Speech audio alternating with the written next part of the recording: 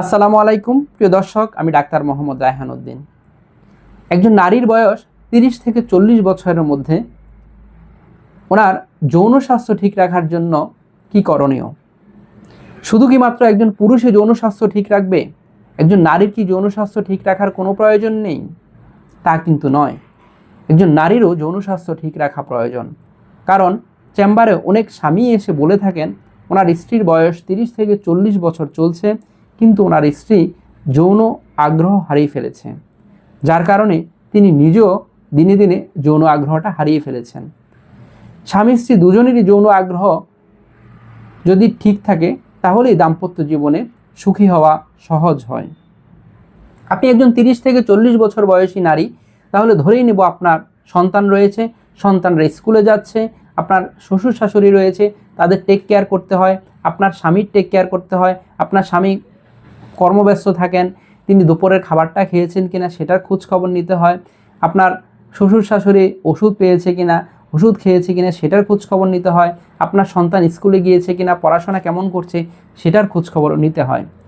অর্থাৎ আপনি একজন কর্মব্যস্ত নারী, অথবা আপনি গৃহস্থালীর কাজকর্ম নিয়ে ব্যস্ত রয়েছেন, অথবা অফিসিয়াল কাজে আপনি ব্যস্ত থাকেন, কিন্তু তবুও দিন শেষে আপনাকে আপনার জন্য কিছু সময় বের করা প্রয়োজন আপনি সুস্থ থাকার জন্য।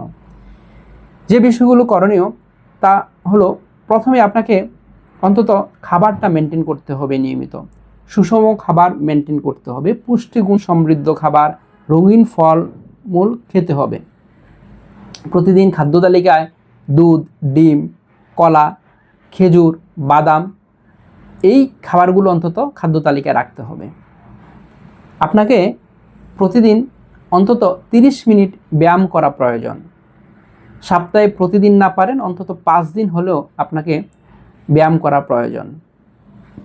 আপনাকে রাতের ঘুমটা ঠিকভাবে ঘুমানো প্রয়োজন। আপনি দুশ্চিন্তা মুক্ত থাকা প্রয়োজন। কোনো মানুষই আসলে দুশ্চিন্তার ঊর্ধ্বে নয়। অবশ্যই আপনাকে যতটুকু সম্ভব দুশ্চিন্তা মুক্ত থাকা প্রয়োজন। আপনি পরিপাটি থাকা প্রয়োজন। আপনাকে রুটিন চেক আপ করা প্রয়োজন। সেই রুটিন চেক আপগুলো হলো, আপনার ডায়াবেটিস হয়েছে কিনা, আপনার উচ্চ রক্তচাপ আছে কিনা, আপনি যদি খুব বিষণ্ণতায় ভোগেন, মন খারাপ থাকে, আপনার যদি ওজন বেড়ে যায়, তাহলে অবশ্যই আপনি থাইরয়েডের পরীক্ষাও করা প্রয়োজন। আপনার ব্লাড প্রেশার ঠিক আছে কিনা সেটাও আপনি মাঝে মাঝে চেক করা প্রয়োজন।